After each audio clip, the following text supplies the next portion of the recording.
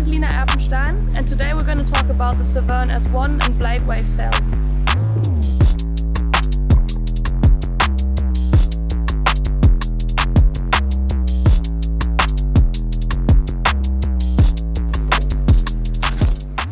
So when I started using Severne sails, I first used the blade sails, because in that time I was sailing quite a bit in Pozo, and Pozo is known for its strong winds, and the 5 battens were really helping me because the sail was really stable.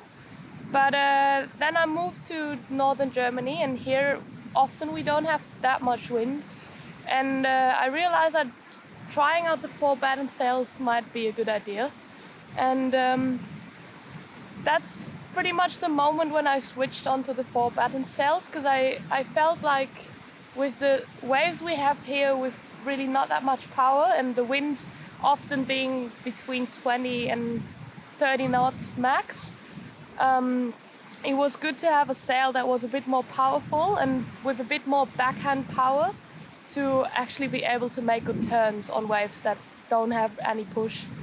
So yeah, I think 2018 was the first year that I switched onto the S1 wave sail, and I've been loving it ever since.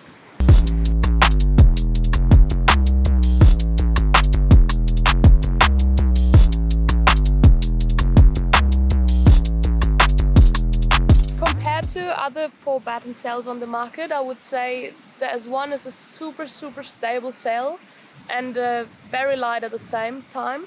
I feel like, especially in the last 2 or 3 years, the wind range has improved quite a lot, especially at the top end.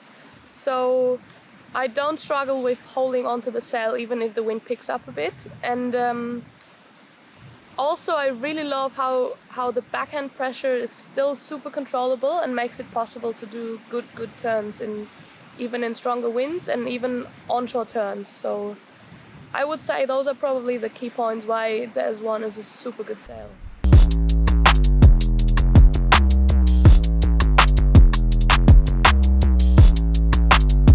So the blade optically probably is pretty similar to the S1. One big difference is probably the X-ply.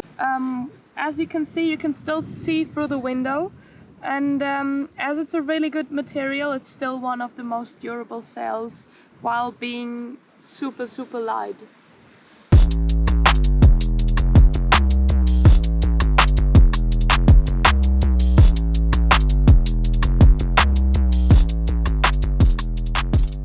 In the end, I would say both sails have their advantages, and me personally, I've chosen to sail the S1 sail because I think that it gives me the most options in the conditions that we mostly sail in.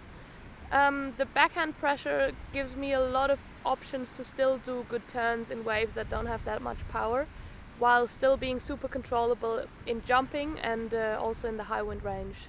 That's why I love the S1.